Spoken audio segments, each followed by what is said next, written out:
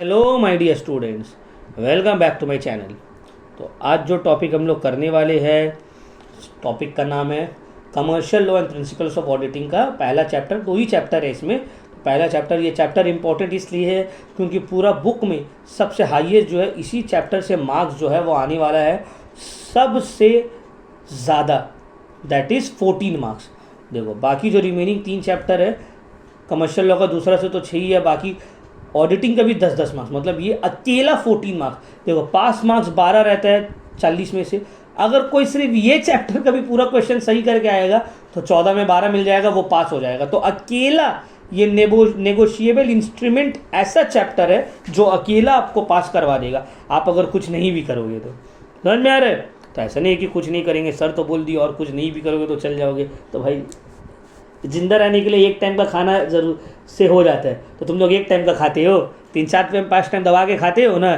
Pizza भी खा रहे, बर्गर भी खा रहे, चाउमीन भी खा रहे, तो ये तो नहीं। तो ये बात पकड़ लिए, सर बोले कि यही चैप्टर से हो जाएगा। सर ये भी तो बोले कि जिंदा रहने के लिए एक टाइम का खाना से हो जाएगा, तो खा रहे हो ना दबा के तुम लोग। फिर तो देखो नेगोशिएबल इंस्ट्रूमेंट, इसमें से 2 मार्क्स का 2 क्वेश्चन और 5 मार्क्स का 2 क्वेश्चन। तो इसमें 3 मार्क्स वाला कोई नहीं आएगा, छोटा शॉर्ट क्वेश्चन और लॉन्ग क्वेश्चन आएगा, ठीक है ना। तो चलिए let's start sir. Negotiable instrument, important chapter.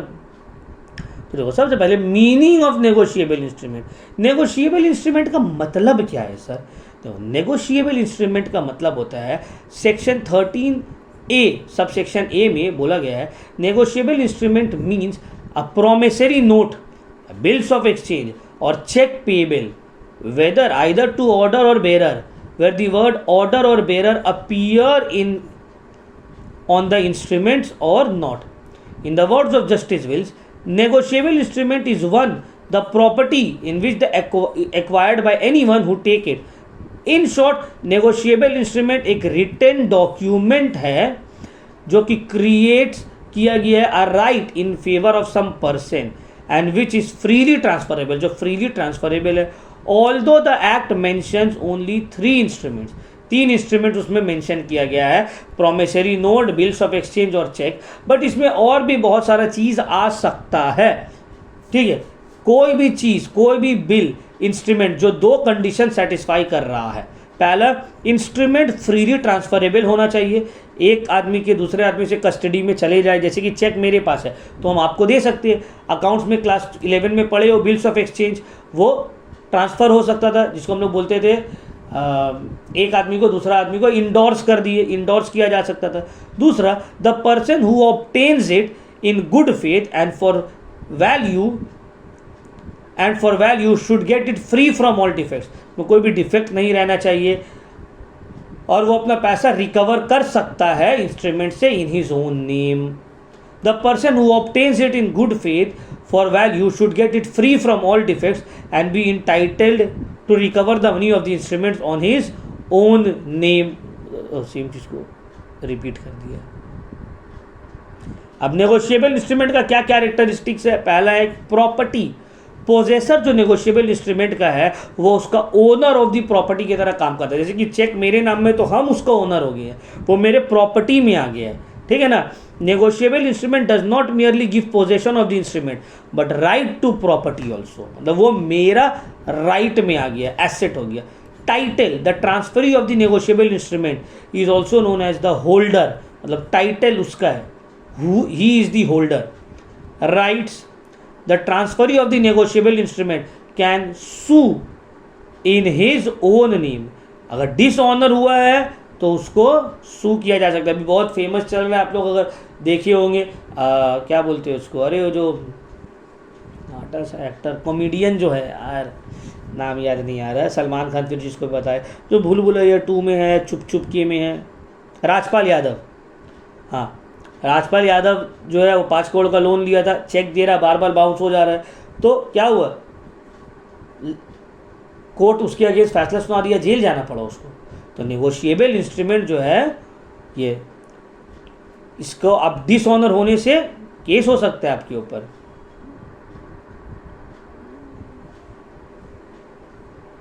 Presumption, certain presumption apply होता है सब नेगोशिएबल इंस्ट्रूमेंट में। ठीक है ना। क्या मतलब है उसका कि वैल्यू रिसीव्ड और सिमिलर एक्सप्रेशंस लिखा हुआ रहेगा। प्रॉम्प्ट पेमेंट हो जाएगा। अब चेक लेके जाओगे, मैच्योरिटी अगर हो गया, डेट है, उसको मिल जाएगा आपका। बिल्स ऑफ एक्सचेंज भी जैसी मैच्योरिटी होगा आपको पेमेंट मिल जाएगा। अब टाइप्स ऑफ नेगोशिएबल इंस्ट्रूमेंट देखो, 3 को यहाँ पे डिस्कस किया गया है, promissory note, bills of exchange और चेक। अदर देन दैट और भी बहुत सारा है। हुंडीज, हुंडीज को बोला जाता है share warrants, dividend warrant, draft, circular notes, bearer debentures, debentures of Bombay port trust, railway receipts, delivery orders, ये सब नेगोशिएबल इंस्ट्रूमेंट्स है। ठीक है ना। अब ये सब पढ़ना होगा? नहीं सर, पढ़ना आपको 3 ही है, आप 3 ही पढ़िए ना। तो चलो अब एक एक करके आते हैं। इसका कुछ एसेंशियल एलिमेंट्स है। अच्छा, प्रोमिसरी नोट। प्रोमिसरी नोट का मतलब क्या होता है? देखो, प्रोमिसरी नोट जो है एक इंस्ट्रूमेंट है इन राइटिंग, जो कि एक बैंक नोट नहीं है, जिसमें एक अनकंडीशनल अंडरटेकिंग लिखा हुआ रहता है, साइन किया हुआ रहता है कि एक सर्टेन सम ऑफ मनी जो है पे किया जाएगा वो पर्सन को या बेरर ऑफ द इंस्ट्रूमेंट्स को। अब इसके एसेंशियल एलिमेंट क्या है? Number 1, it must be in writing. Writing में लिखा हुआ रहना चाहिए, बोला वो सिर्फ ना रहे, रिटन रहे, प्रिंट या इंक से लिखा हुआ रहे, जिसको इजिली ऑल्टर नहीं किया जा सके। इट मस्ट बी सर्टेनली, मतलब क्लियरली स्टेट किया जाए कितना, हाउ मच। जैसे कि mister B, I owe you 500, I am liable to pay you 500, ऐसे लिखा हुआ है, एक्सप्रेस किया हुआ है। The following will be taken as promissory note because it is an expression of promise to पे।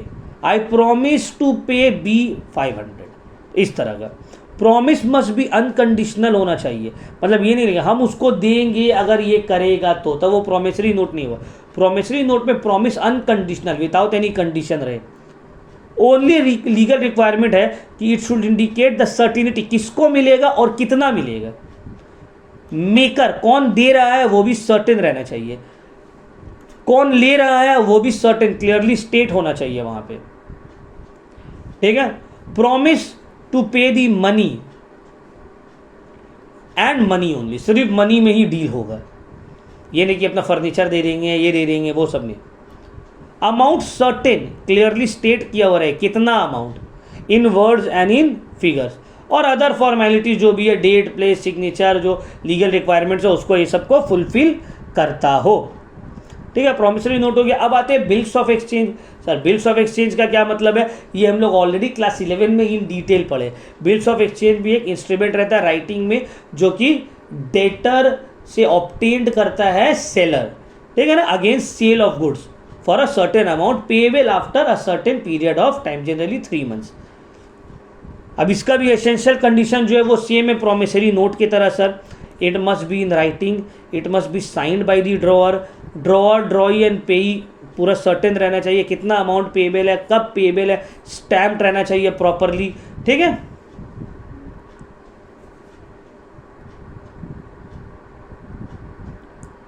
अच्छा, foreign bills. Foreign bill is not an inland bill, मतलब जो कि इंडिया से जनरेट नहीं हुआ है, जो कि bill drawn outside India and made payable in India. ठीक है। A bill drawn outside India और any person residing outside India, ये सब फॉरेन बिल में आ जाते हैं। अब देखो, टाइम एंड डिमांड बिल।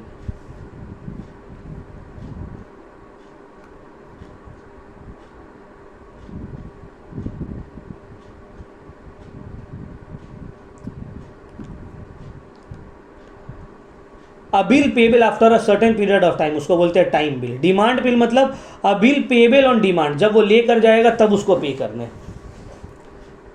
जैसे कि ट्रेड बिल हो गया, एक सर्टेन ट्रेड के बाद ही उसको पे किया जाएगा।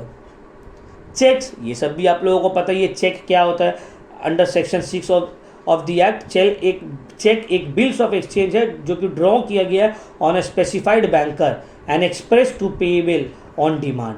चेक जो है ये always drawn on a specified banker, एक पर्टिकुलर बैंक का रहेगा, पेएबल ऑन डिमांड। ठीक है। और चेक जो है, ऑल चेक, जितना भी चेक्स है वो सब बिल्स ऑफ एक्सचेंज की तरह काम करेगा, लेकिन सब बिल्स ऑफ एक्सचेंज चेक की तरह काम नहीं करता है। तो इसमें भी नेगोशिएबल इंस्ट्रूमेंट में एक रहता है ड्रॉअर, मतलब जो वो बिल को बना रहा है, नेगोशिएबल इंस्ट्रूमेंट को बना रहा है। ड्रॉई, जिसके ऊपर बन रहा है। एक्सेप्टर, मतलब जिसके ऊपर बन रहा है वो उसको एक्सेप्ट करेगा। पेई, जिसको पैसा मिलने वाला है। इंडोर्सर क्या मतलब है सर इंडोर्सर का? What do you mean by endorser? चलो इसको देखते हैं।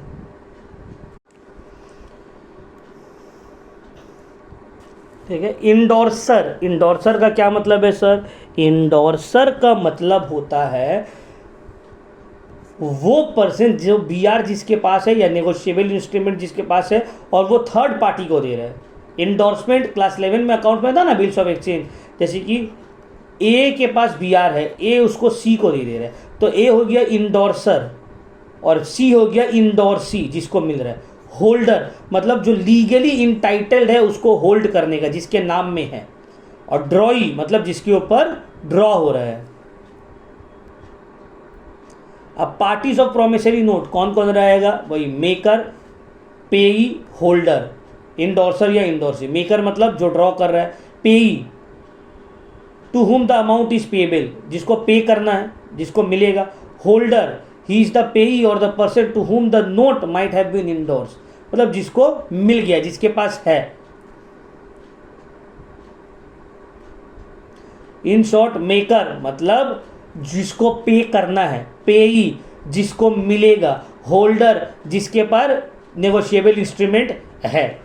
चेक में भी वही सेम, ड्रॉअर जो कि चेक ड्रॉ कर रहा है, जिसको जो पे करेगा। ड्रॉई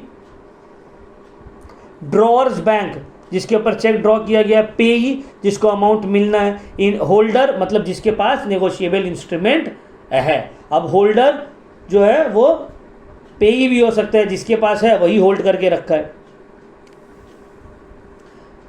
The holder of a negotiable instrument means any person entitled to the possession of the instrument in his own name and to receive or recover the amount due thereon from the parties liable thereto.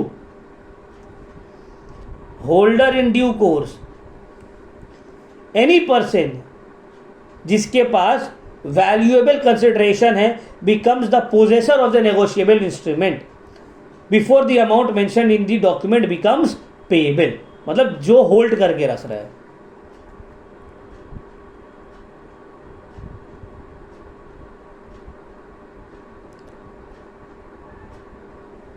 अब देखो negotiable instrument act में कुछ rights दिया हुआ है holder का। पहला right to enforce payment, मतलब आपके पास है तो आपको पेमेंट मिलेगा।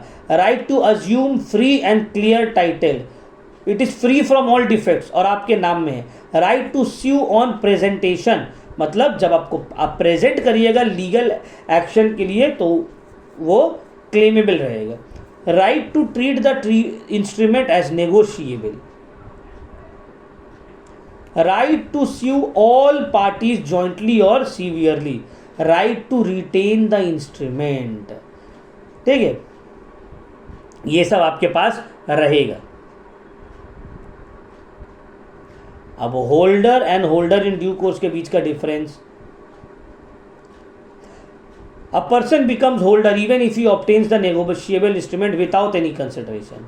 अ holder in due course, a person becomes HDC only when he obtained, जब ये ऑब्टेन्ड कर रहा है नेगोशिएबल इंस्ट्रूमेंट्स फॉर कंसिडरेशन, कुछ पैसा भी हो उसमें, उसको गो थ्रू कर लेना है।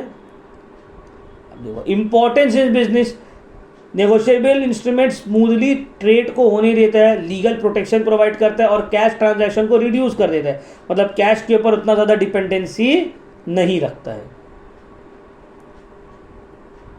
नेक्स्ट इसका सेकेंड पार्ट है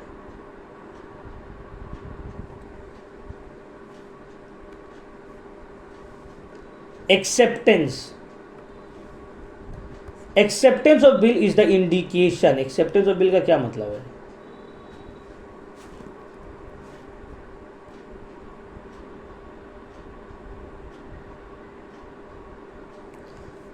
The acceptance of a bill is the indication by the drawee of his assent to the order of the drawer.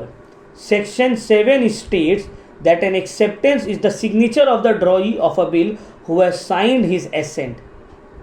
अब एसेंशियल वैलिड एक्सेप्टेंस का क्या होगा? राइटिंग में रहना चाहिए, साइंड होना चाहिए, on bills of exchange complete होना चाहिए, delivery word writing the word accepted is immaterial oral acceptance जो है वो हो भी सकते हैं और नहीं भी हो सकते हैं। एक्सेप्टर फॉर ऑनर मतलब थर्ड पार्टी एक्सेप्ट कर रहा है bills of exchange that was dishonoured. How the acceptance for honour should be made? A person desiring to accept the bill for honour वो डिक्लेयर करेगा in writing that he accept under protest the protested bill in honour of the drawer. Rights and liability क्या है acceptor for honour का? He binds himself, उसको amount पे करना पड़ेगा अगर ड्रॉई फेल करता है तो। लाइबिलिटी एक्सेप्टर का रहेगा इन केस ऑफ डिसऑनर, जो भी रिकवरी होगा, लॉसेज होगा, डैमेजेस होगा वो ड्रॉई से लिया जाएगा। ठीक है, जैसे हम बोलते हम लोग है ना क्या बोलते हैं नोटिंग चार्जेस लेते थे बिल डिसऑनर होने में क्लास 11 में अकाउंट्स में, वैसे टाइप का। अब नेगोशिएशन का मतलब क्या होता है?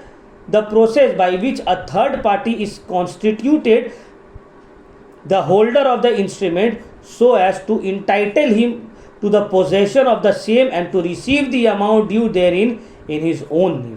According to section 14 of the act, when a promissory note, bills of exchange or check transfer होता है to any person so as to constitute that person the holder thereon, मतलब जो भी होल्डर है नेगोशिएबल इंस्ट्रूमेंट का, to condition को fulfil करना होगा।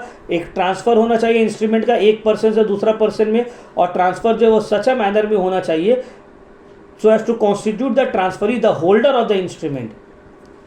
अब मोड्स ऑफ नेगोशिएशन कैसे ट्रांसफर होगा? थ्रू डिलीवरी, दूसरा थ्रू इंडोर्समेंट, इंडोर्स कर दिया। डिलीवरी मतलब हमको खुद ही मिल रहा है, इंडोर्समेंट मतलब था किसी और का बट वो हमको मेरे फेवर में उसको ट्रांसफर कर दिया। Next is assignment. क्या मतलब है असाइनमेंट का? Bills, notes and cheque represented debts as such have been held to be assignable without endorsement. Transfer by assignment takes place जब होल्डर नेगोशिएबल इंस्ट्रूमेंट का सेल करता है अपना राइट कोई दूसरा पार्टी को विदाउट इंडोर्सिंग इट, इसको बोलते हैं असाइनमेंट। और इंडोर्समेंट, इंडोर्समेंट का मतलब क्या होता है कि किसी एक के नाम में वो बिल है जो कि दूसरा को मिल जा रहा है। इंडोर्समेंट का कुछ एसेंशियल्स है। It must be on the instrument, it must be made by the maker और the holder of the instrument, it must be signed by the endorser, it may be made either by the endorser by merely signing his own name or on the instrument. It must be completed by the delivery of the instrument. It must be an endorsement of the entire bill. पूरा bill endorse होगा। ठीक है, अब classes of endorsement, blank और general, special, partial, ये सब अलग अलग टाइप्स ऑफ इंडोर्समेंट है। ब्लैंक और जनरल इंडोर्समेंट का मतलब क्या है? Endorsement when the endorsee merely sign कर देता है इंस्ट्रूमेंट में और नाम नहीं बताता है कि किसके फेवर में इंडोर्स किया जा रहा है, उसको बोलते हैं ब्लैंक इंडोर्समेंट। ठीक है ना। स्पेशल इंडोर्समेंट का मतलब क्या होता है? जहाँ पे सिर्फ सिग्नेचर नहीं है, किसको इंडोर्स किया जा रहा है उसका नाम भी लिखा रहेगा। पार्शियल इंडोर्समेंट का मतलब होता है कि जैसे कि मान लो 10,000 रुपये का बिल है, बोल दिया 5,000 बी को दिया जाएगा, मतलब 5,000 इंडोर्स हुआ, 5,000 मेरे पास ही है। तो ये सब अलग अलग टाइप ऑफ इंडोर्समेंट है। रेस्ट्रिक्टिव इंडोर्समेंट, सर्टेन कंडीशन के साथ इंडोर्स किया जा रहा है। ठीक है। कंडीशनल और क्वालिफाइड इंडोर्समेंट मतलब ओपन इंडोर्समेंट है, जो कि some condition to his owner liability to the endorsement. अब effects of endorsement, to transfer the property in the instrument from the endorser to the endorsee, to vest in the latter the right of further negotiation, a right to sue on the instrument is own name against all other properties. अब cancel हो सकता है endorsement when the holder of negotiable instrument without the consent of the endorser destroy करता है तो automatically क्या होगा? Endorsement cancel हो जाएगा। अब देखो ये वाला जो टॉपिक है इसमें से 14 मार्क्स, बहुत सारा क्वेश्चन आएगा। तो आपको क्या करना है, जैसे कि हम ऑलरेडी स्टेट कर चुके हैं आगे भी, कि जितना भी दिया हुआ है 2 मार्क्स वाला, 2 characteristics of negotiable instrument act, 4 parties involve in bills of exchange, ये सब मतलब इन शॉर्ट 2 मॉडल पेपर और मेरा जो सजेशन है, ये अगर आप पढ़ लिए हैं पूरा सही से, आपको और कुछ करने का ज़रूरत नहीं है। इसीलिए सजेशन हम बहुत पहले ही अपलोड कर दिए थे ताकि आप लोग उसको पढ़ लो। ठीक है, तो थैंक यू वेरी मच। ये चैप्टर होता है हम लोग का यहीं पे समाप्त। तो आप लोग सही से राइटिंग को भी प्रैक्टिस कर लीजिए, बहुत सारा ऑप्शन रहेगा, इजीली स्कोरिंग है, एकदम टेंशन नहीं लेना है, लिख के आना है अच्छे से, भर के आना है पेपर, मार्क्स आपको मिल जाएगा इसमें।